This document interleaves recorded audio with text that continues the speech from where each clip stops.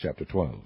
And the Lord sent Nathan unto David, and he came unto him, and said unto him, There were 2 men in one city, the one rich, and the other poor. The rich man had exceeding many flocks and herds, but the poor man had nothing, save one little ewe lamb, which he had bought and nourished up, and it grew up together with him and with his children. It did eat of his own meat, and drank of his own cup, and lay in his bosom, and was unto him as a daughter. And there came a traveller unto the rich man, and he spared to take of his own flock and of his own herd, to dress for the wayfaring man that was come unto him, but took the poor man's lamb, and dressed it for the man that was come to him. And David's anger was greatly kindled against the man, and he said to Nathan, As the Lord liveth, the man that hath done this thing shall surely die, and he shall restore the lamb fourfold, because he did this thing, and because he had no pity. And Nathan said to David, Thou art the man. Thus saith the Lord God of Israel, I anointed thee king over Israel, and I delivered thee out of the hand of Saul, and I gave thee thy master's house, and thy master's wives into thy bosom, and gave thee the house of Israel and of Judah. And if that had been too little, I would moreover have given unto thee such and such things. Wherefore hast thou despised the commandment of the Lord, to do evil in his sight? Thou hast killed Uriah the Hittite with the sword, and hast taken his wife to be thy wife, and hast slain him with the sword of the children of Ammon. Now therefore the sword shall never depart from thine house, because thou hast despised me, and hast taken the wife of Uriah the Hittite to be thy wife. Thus saith the Lord, Behold, I will raise up evil against thee out of thine own house, and I will take thy wives before thine eyes, and give them unto thy neighbor, and he shall lie with thy wives in the sight of this sun. For thou didst it secretly, but I will do this thing before all Israel, and before the sun. And David said unto Nathan, I have sinned against the Lord.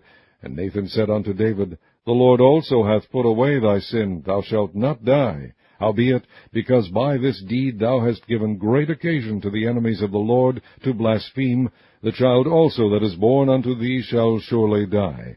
And Nathan departed unto his house.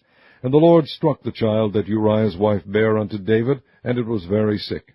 David therefore besought God for the child, and David fasted, and went in, and lay all night upon the earth. And the elders of his house arose, and went to him, to raise him up from the earth, but he would not, neither did he eat bread with them. And it came to pass on the 7th day that the child died. And the servants of David feared to tell him that the child was dead, for they said, Behold, while the child was yet alive, we spake unto him, and he would not hearken unto our voice.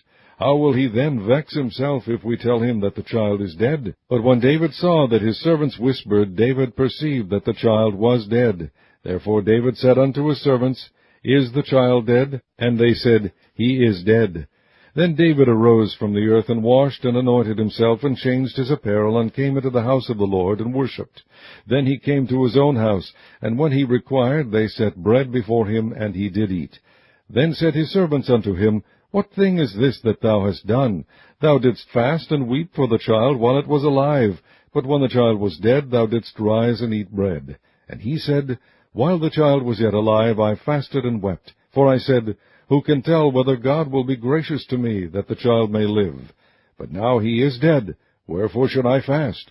Can I bring him back again? I shall go to him, but he shall not return to me. And David comforted Bathsheba his wife, and went in unto her, and lay with her, and she bare a son, and he called his name Solomon, and the Lord loved him. And he sent by the hand of Nathan the prophet, and he called his name Jedediah, because of the Lord. And Joab fought against Rabbah of the children of Ammon, and took the royal city. And Joab sent messengers to David, and said, I have fought against Rabbah, and have taken the city of waters. Now therefore gather the rest of the people together, and encamp against the city, and take it, lest I take the city, and it be called after my name. And David gathered all the people together, and went to Rabbah, and fought against it, and took it.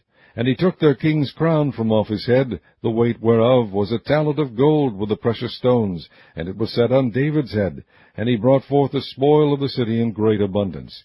And he brought forth the people that were therein, and put them under saws, and under harrows of iron, and under axes of iron, and made them pass through the brick-kiln. And thus did he unto all the cities of the children of Ammon. So David and all the people returned unto Jerusalem.